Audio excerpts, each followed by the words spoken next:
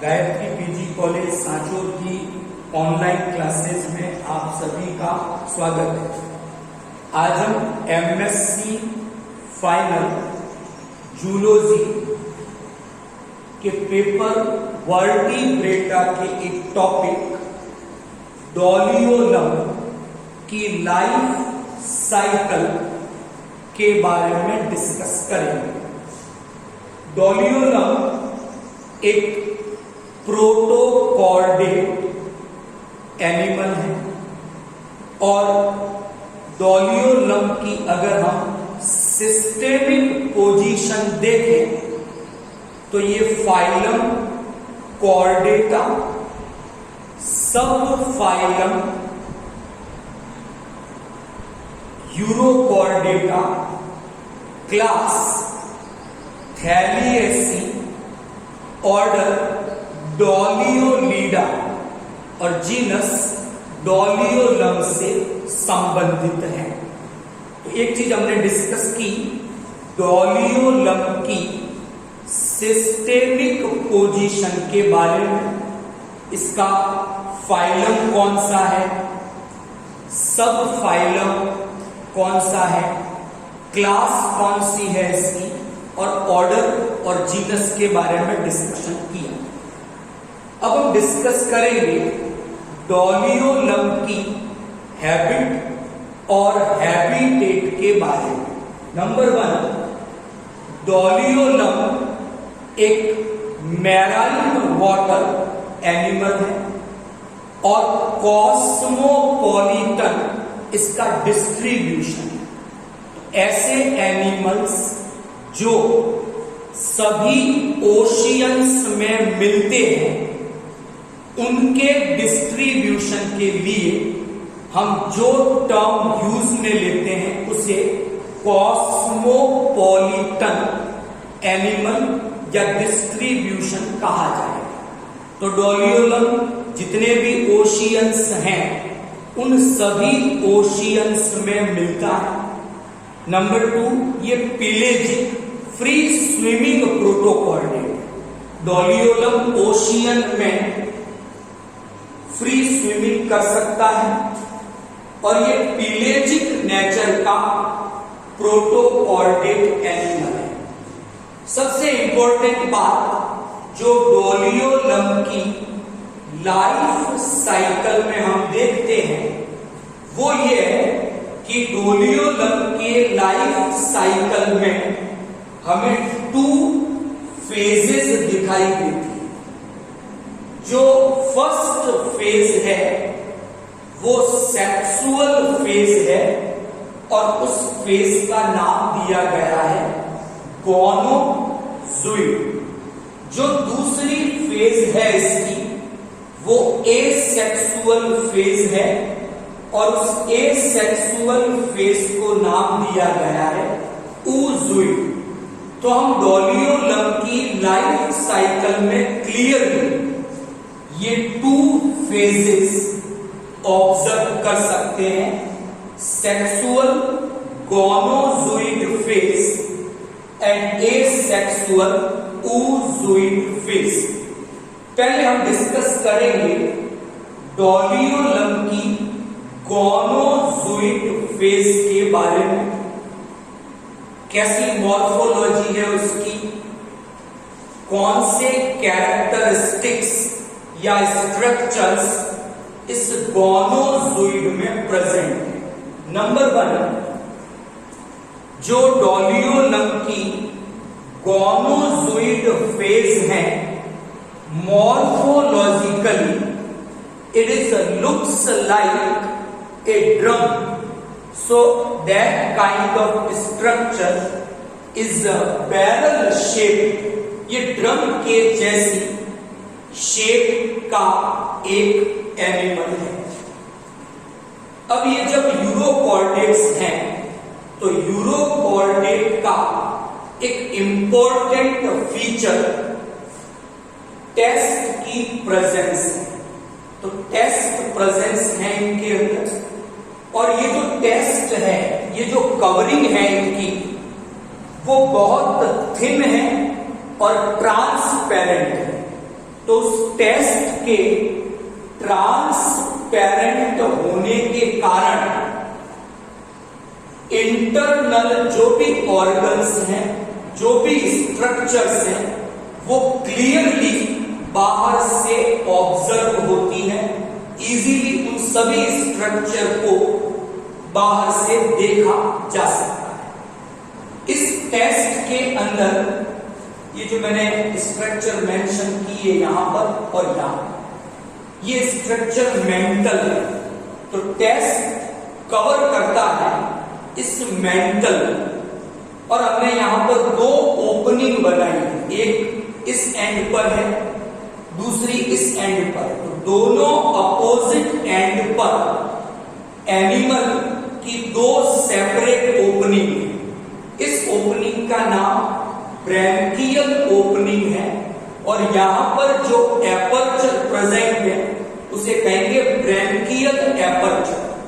इसी तरह इस अपोजिट एंड पर जो ओपनिंग है वो एट्रियल ओपनिंग है, और जो एपर्चर इसको कवर करेगा उसका नाम होगा एट्रियल एपर्चर। इसके अलावा रेड कलर की स्ट्रक्चर से हमने 1, 2, 3, 4, 5, 6, 7 और 8 टोटल 8 हमने मस्क्यूलर बैंड रिप्रेजेंट किए हैं।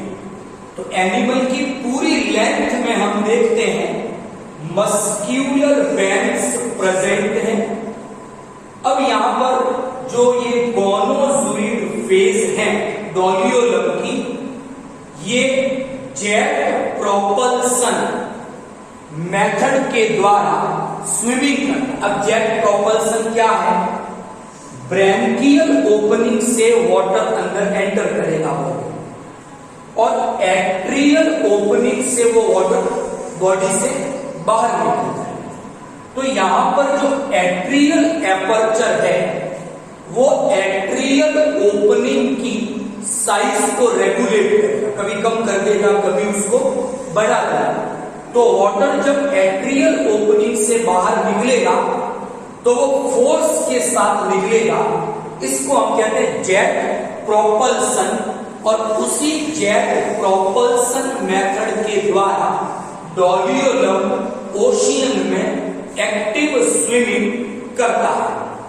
यहां पर एक बड़ी सी फेरिंग्स है, फेरिंग्स के अंदर खूब सारी गिल स्लिट्स प्रेजेंट है जो रेस्पिरेशन का काम करती है। इसके अलावा एंडोस्टाइल, डॉर्सल लैमिना, ऐसी कुछ स्ट्रक्चर्स भी इनकी फेरिंग्स में प्रेजेंट होती है। जहां एंडोस्टाइल है उसके ठीक पास में इस गोनोज़ोइड के अंदर गोनेड्स प्रेजेंट है, टेस्टिस एंड ओवेरी। टेस्टिस आगे की ओर है, ओवेरी पीछे की ओर है। ओवेरी में oogenesis की प्रोसेस पहले स्टार्ट हो जाती है, जबकि टेस्टिस में स्पर्म का फॉर्मेशन लेट होता है।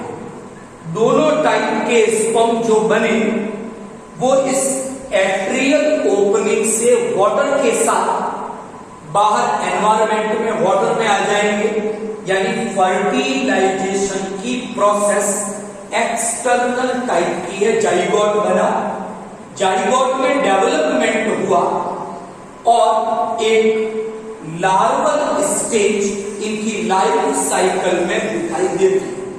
तो गोनोज़ोइड में गोनेड्स थे, वहां गैमेट बने, फर्टिलाइजेशन एक्सटर्नल हुआ और एक लार्वल स्टेज लाइफ साइकिल में बनी, और उस लार्वा में एक टेल प्रेजेंट, उस टेल में नोटोकॉर्ड प्रेजेंट है जो यूरोकॉर्डेटा का एक कैरेक्टरिस्टिक फीचर है। तो एक टेल्ड लार्वा बना, वो लार्वा भी फ्री स्विमिंग है, और उस लार्वा में एक टेल प्रेजेंट है जिसमें नोटोकॉर्ड प्रेजेंट है। लार्वा में भी गोनोज़ोइड के सिमिलर मसल के बैंड्स प्रेजेंट है जिनका नंबर 8 है। लार्वा कुछ समय तक एक्टिव रूप से स्विमिंग करता है and then converted into oozoid stage। अब हम डिस्कस करेंगे डोलियोलम की लाइफ साइकिल की सेकंड फेज के बारे में, जिसका नाम क्या है? oozoid phase. oozoid फेज की अगर स्ट्रक्चर देखें, ये भी ड्रम शेप्ड है। जैसी शेप किसकी थी? गोनोजोइड की थी। So the gonozooid and oozoid both are barrel shaped structure. इनमें भी टेस्ट है ट्रांसपेरेंट मेंटल बना हुआ है, लेकिन दो इंपॉर्टेंट स्ट्रक्चर कि गोनोजोइड में गोनेट्स डेवलप हुए थे, testis and ovary. Gonads are not present in oozoids। तो गोनोजोइड्स में गोनेट्स प्रेजेंट थे, oozoid में गोनेट प्रेजेंट नहीं है। दूसरी बात, oozoid में ये दो टाइप की प्रोसेस निकलती है जो दिख रही है। एक प्रोसेस ये है, एक प्रोसेस ये है। जो प्रोसेस ये वाली है, इसका नाम दिया गया स्टोलॉन। क्या नाम दिया? और ये जो दूसरी प्रोसेस है, इसका नाम दिया गया क्लेडोसोल। दो प्रोसेस हो गई। अब ये जो स्टोलॉन प्रोसेस है, मेंटल की एक आउट ग्रोथ है।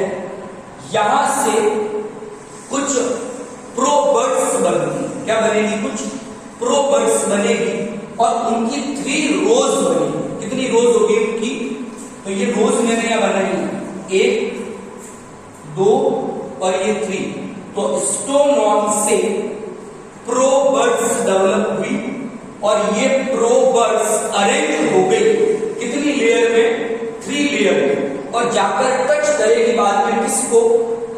क्लेडोसर, जो दूसरी प्रोसेस है उसको। अभी जो लेटरल वाली दोनों है, ये वाली रो और ये वाली रो, ये जो दोनों टाइप की रोज हैं, ये स्टेराइल है। मतलब ये रिप्रोडक्शन में पार्टिसिपेट नहीं करेगी। इन्हें गैस्ट्रोजूइड या ट्रोफोजूइड्स के नाम से जाना जाता है। लेकिन जो मिडिल वाली है, मीडियन वाली, जो बीच वाली रो है, वहां के जो प्रोबर्ड्स हैं, उसमें से कुछ तो अलग हो गए टूटकर। तो जो प्रोबर्ड्स मीडियन रो से टूटकर अलग हुई, वो भी गैस्ट्रोजूइड का ही काम करेगी। लेकिन जो यहां पर अभी भी अटैच्ड है, अभी टूटकर अलग नहीं हुई, वो प्रोबर्ड्स आगे जाकर किसका डेवलपमेंट करेगी? गोनोजोइड्स का डेवलपमेंट करेगी। तो यहां पर oozoid ने प्रोबर्ड का फॉर्मेशन किया और जो मीडियन रो थी, इन्होंने कौन सी फेज बना दी? गोनोजोइड बना। गोनोजोइड सेक्सुअल रिप्रोडक्शन करेगी, टेल्ड लार्वा बनाएगी और कौन सी फेज बना देगी? oozoid। तो डोलियोलम के लाइफ साइकिल में हम देखते हैं कि लाइफ साइकिल में गोनोजोइड फेज किसमें कन्वर्ट हो जाती है? oozoid में। और oozoid फेज किसका फॉर्मेशन कर देती है? तो इनकी लाइफ साइकिल में हमें क्लियरली अल्टरनेशन ऑफ जनरेशन दिखाई देता है। जो थैलिएसी जो क्लास है, उसका एक इंपॉर्टेंट फीचर है, जो कल हमने आउटलाइन क्लासिफिकेशन में भी डिस्कस किया था। यहां तक किसी को कोई दिक्कत? अब यहां पर सबसे इंपॉर्टेंट चीज कि जो गोनोजोइड फेज है, इस गोनोजोइड फेज में कुछ इंपॉर्टेंट स्ट्रक्चर्स बताई थी आपको। ये structure atrial opening and branchial opening and branchial aperture. ये atrial opening and atrial aperture. सबसे इंपॉर्टेंट स्ट्रक्चर यहाँ क्या दिख रही है? कंप्लीट लेंथ में मस्क्यूलर बैंड है और उनका नंबर भी कितना? 8। तो जितने मस्क्यूलर बैंड गोनोजोइड में, उतने ही मस्क्यूलर बैंड oozoid में भी है, उतने ही मस्क्यूलर बैंड इनके लार्वा में भी प्रेजेंट होंगे। एंडोस्टाइल है, डॉर्सल लेमिना है, गोनोजोइड्स के अंदर गोनेड्स बन गए हैं। इस तरह की स्ट्रक्चर्स हमें इनके गोनोजोइड्स में दिखती हैं, जबकि जो इनका oozoids है वहां आपको प्रोबर्ड्स दिखे। क्या दिखेगी? और प्रोबर्ड्स कितने रो में अरेंज हो जाएंगे? 2 लेटरल है, एक मीडियन है। लेटरल वाली स्टेराइल, मीडियन वाली में कुछ स्टेराइल है, कुछ फर्टाइल है। तो जो फर्टाइल है वो क्या बनाएगी? गोनोजोइड्स बनाएगी। इस तरह से इनका डोलियोलम का लाइफ साइकिल, एक बार लाइफ साइकिल में गोनोजोइड स्टेज आएगी, वो बारी बारी से आपस में इंटरचेंज होते हैं। तो आज हमने डिस्कस किया डोलियोलम का लाइफ साइकिल। डोलियोलम एक प्रोटोकॉर्डे, एक क्रेनिया ग्रुप का एनिमल है और इसका सब फाइलम यूरोकॉर्डेटा। तो सिस्टेमिक पोजीशन समझ में आई, हैबिट और हैबिटेट समझ में आया, फ्री स्विमिंग है, मैराइन वाटर एनिमल है, पिलेजिक है और कॉस्मोपॉलिटन है। मतलब इसका डिस्ट्रीब्यूशन वर्ल्ड वाइड है। और लाइफ साइकिल में आपको कितनी फेजेस क्लियरली दिखाई देगी? Gonozooid sexual phase, oozoid asexual phase. Clear? Okay, thank you.